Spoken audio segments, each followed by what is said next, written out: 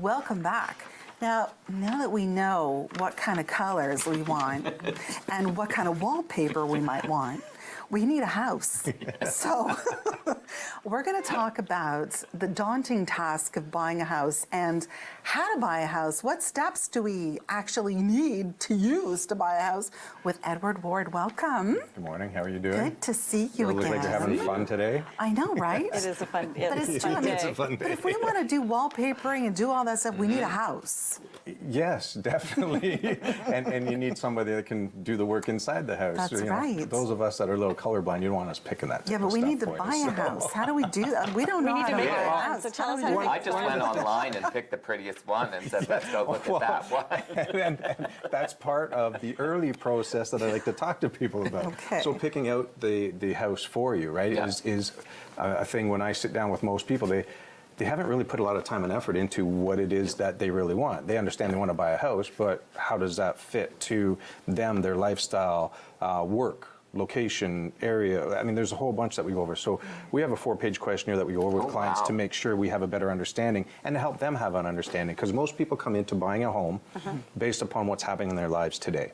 Yes. So the biggest difference is this. If it's somebody that's a little bit younger, and the changes that are to be coming in their life, taking that into account to make sure that the house that they're buying today is going to facilitate whatever changes are going to happen in the future, right? Yes. So the reason for that is mainly for the investment component of buying a house.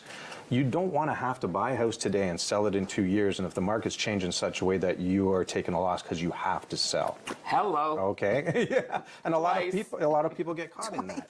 So if you take into account what's happening today, where you are in your life, what changes may be coming your way, and try to take that into account for what you're looking at, then you can buy a house that you can have and hold for a while to make sure that when you decide to sell, it's going to be at a time that's best for you financially and for where you are in your life, right? So you want to have those choices. Those choices allow you to win at real estate. So your 4-page questionnaire really does move us from that wish list Yes. that is not necessarily a practical one to have you thought about. Like for me, it was as simple as stairs. When we bought our house 15 years before we sold it, we were 15 years younger. Exactly.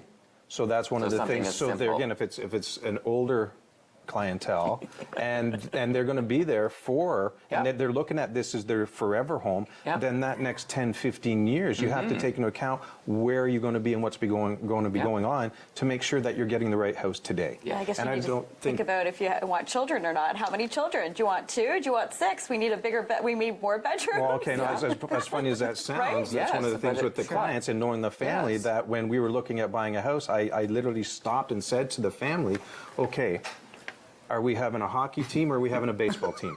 Right. Right? Like Yeah. seriously, because Yeah. I know what they're like. And that was Or something we caregiving.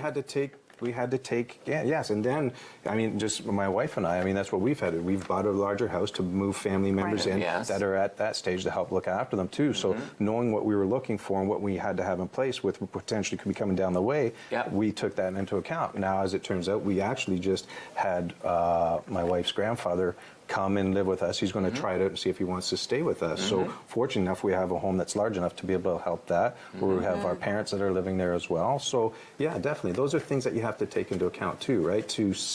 To make sure that if we had bought the house in 2015 and then we're having to sell now and buy another one, In order to accommodate it doesn't make a all lot of sense, right? Yeah. So I mean, you're doing that sort of stuff. Yeah. You were saying that the rotation for selling a home is every 7 years on average. But yeah, for the information that we have through for Georgina, it's about every 7 years. Wow. That's quick. And now there's some that are less than that. Like I said to you guys when we were talking earlier, my dad, I mean, there was times we were moving like every 2 to 3 years. He would buy, renovate the house, sell it, move to the next one, and that was kind of what he did. Now it worked out well for him. In his 30s, he didn't have a mortgage on the property, Yeah, so which you know is- like that. yeah. But then there's others. This year, I've sold 2 houses for families where they've been in the house for 50 years. Yeah. Right? So, I mean, you get both sides of that. But yeah, I mean, typically life changes. People get bored. They the same thing over and over. There's just that they want to get on, right? So That's right. so the other part I wanted to touch on here is when you're choosing a real estate agent as part of that process. There are you. differences. Well, I would hope that they come on, at least interview us, right? There's different things that realtors can do. Every realtor does their business differently. Yeah. So you want to sit and talk to realtors, see what kind of plan they have in place. What are they taking into account for you? What value are they bringing to you, right? Understand your home financing. This is probably the thing that I sit and talk to with a lot of people the most, is understanding who you are as an individual and what financing is best for you, because there are different Yes. options out there that can really benefit you if you put the right financing on your home in the beginning. Some people are good savers. Right. Those savers, you can get a good mortgage that will allow you to pay more off without penalty than other ones That's that are right. out there, right? And that's what we did when we bought our first house. I think we made a bi-weekly You payment, can do and then bi-weekly. there was an accelerated weekly payment or something. I mean, and at Definitely. the end of the day, it really did pay off. Yeah. But we didn't know. I thought you paid your mortgage monthly. That's what it was. Yeah. And And there you can drop a chunk off at the end And of then the the year the as bulk well, amounts, with no right? penalty. So then then Yes, there's the other we ones did that that if too. it's you're not a saver, it might be me. You maybe get into prepayment options where you're Yeah. doing a little bit more, making Yeah. a little bit more of a payment Yes. each week, each bi-week, monthly, whatever that is, to get that little bit of benefit too. So really understanding who you are and what options are available to you that can really make a difference. The average person on a 25-year mortgage, just by making some small little changes, Yes. can have that mortgage paid off in 3/4 to half the time that you have the mortgage set for, Right. if you do that, right? So and really to go between if my memory says go from a 20 mortgage to a 25-year mortgage, the mortgage your payment payments are wasn't. going to change. It's going to be a little bit lower. You're little gonna- bit. But then you're paying longer, so you're going to pay more interest. So Yeah. you have to look at all Yeah, that, I right? mean, And it's and- just knowing who the individuals are, because Yes. everybody is different, and there Yeah. are better products suited to you. And that's a big one. And that way you can help them save a lot of money too, right, down the way. Of point. course, then finding the right home. I kind of touched based on this before. The prettiest one on the street, Ed. I'm not Without a understanding. doubt, the prettiest one on the street. There again, going back to our 4-page questionnaire, lifestyle. What do you Yeah. want? What do you like? I am not going to put somebody that wants to be the city life and close to everything out on one of the back roads in Yes. Georgina. Right. It doesn't make sense. You don't Yeah. match that up, right? So I know it Yes. sounds simplistic, but really understanding who they are, what they want, what their lifestyle is, and match that. So they're going to enjoy the time that they're at their home, right? It's not Yeah. just the house as well. So we try to take that into account. Making an offer on the home. This is probably the area where I say to most clients is you make money when you buy a house, not when you sell. Right. By buying properly, getting the house at the right price, based upon proper negotiations, doing the little things that you need to do, you get the house at a good price, and when you go to sell, you're going to get that. Inspection too. Well, and of That's course, part of getting it. a home We talked about inspection in there. Yes. Yes. Grant doesn't like that. No, I didn't care for that. That was Yeah, I just thought a of- nightmare. That was anxiety. Right? But buying the right house, making sure that it's not a money pit, making sure that Yeah. it's matching everything that you want for now and in the future, right? Yeah. And that's a Right. big Yeah. thing. Closing on a home.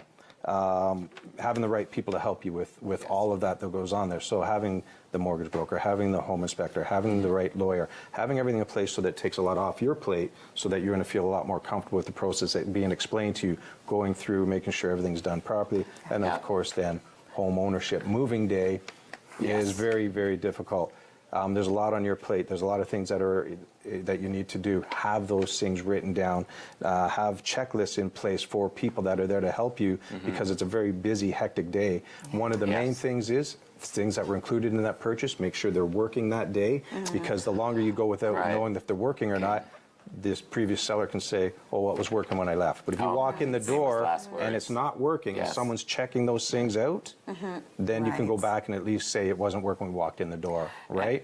And I do find too that when you get to that, when you get really close to that, the closing and the moving day, you're just so caught up in the fact, oh my gosh, I've got my house, Overwhelmed. and I just want to get in and start to place my furniture, and you don't really think about true. that. Yeah. Like, what time can you actually get in? Yeah, we have a 2-page got the checklist for keys? clients that we give them to say, okay, this is what you should be doing Yeah. the month before, the week before, Yeah. 2 weeks before. Get this done in place and Fantastic. helps you, Love that. right? Great information Yes. as always. Good to see you. Thank That's you so quick, much. 10 minutes, eh?